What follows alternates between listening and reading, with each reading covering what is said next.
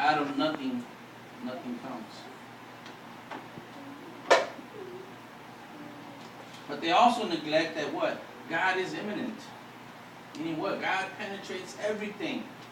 We've gone through that study on the attributes of God.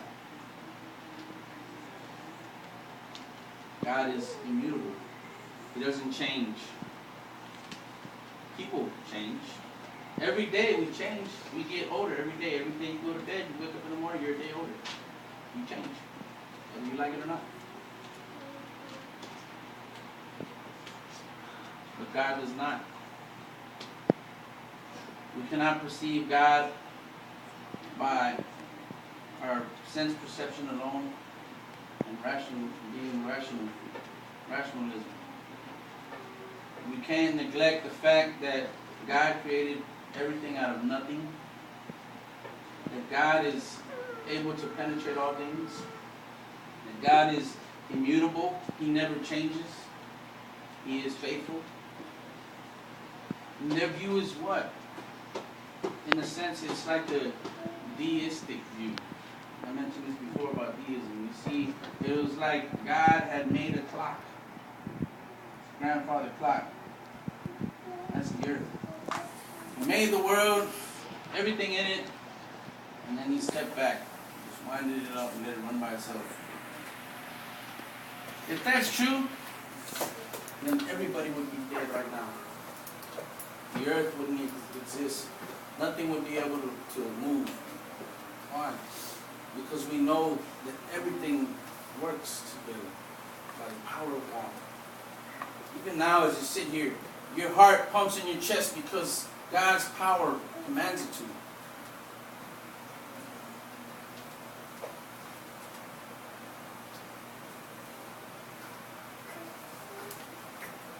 So what do? They basically call God a liar because His word is not in them.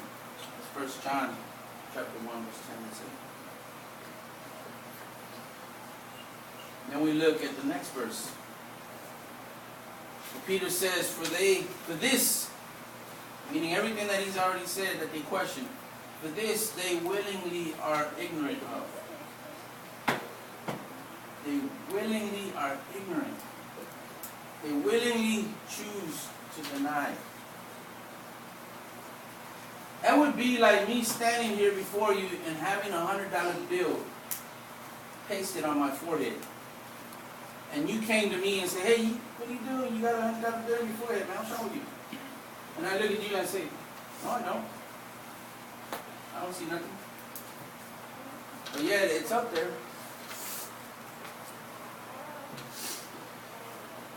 Or standing in the middle of the street and saying, well, I don't believe in big trucks. Hey, you stay there long and you're going to find out real quick there's such thing as big trucks.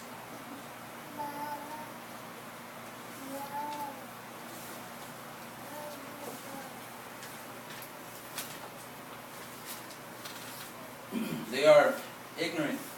And they are ignorant without excuse, as Paul wrote in Romans 1, verse 20. Their ignorance is voluntary. Much like in Noah's time, they ignored warning of the flood because they had never experienced one before. That's why they would deny the flood back then. They had never seen rain. They never heard of rain until it was spoken to them that it would come. And all the while, they seen Noah building the ark. Thought it was crazy, man. They see us today, we tell them the truth, and we say judgment's coming. Repent, and we sin, and to Christ. I don't believe that. I don't see him now. So why should I believe that? They're ignorant. Willingly ignorant.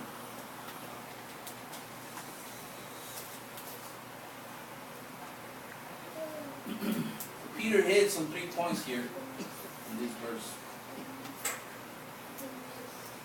3 points of their ignorance.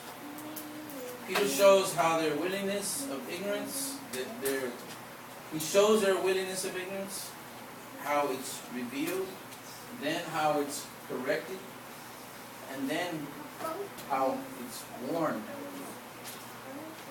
of their ignorance. And we see that afterwards he writes, he says, "For this they willingly are ignorant of, that by the word of God the heavens were of old." How was it?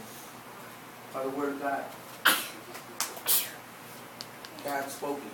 And then he says, "And the earth standing out of the water and in the water." So everything that was created by the word of God.